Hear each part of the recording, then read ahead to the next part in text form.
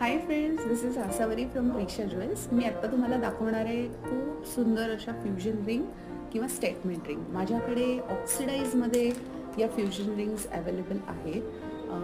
हे 2-3 डिझाईन्स असे छान एकत्र करून या रिंग्स बनवलेल्या असतात आणि सगळ्यात महत्त्वाचं की या ज्या रिंग्स आहेत या ॲडजस्टेबल आहेत. त्यामुळे कोणीही हे रिंग्स यूज करू शकतं.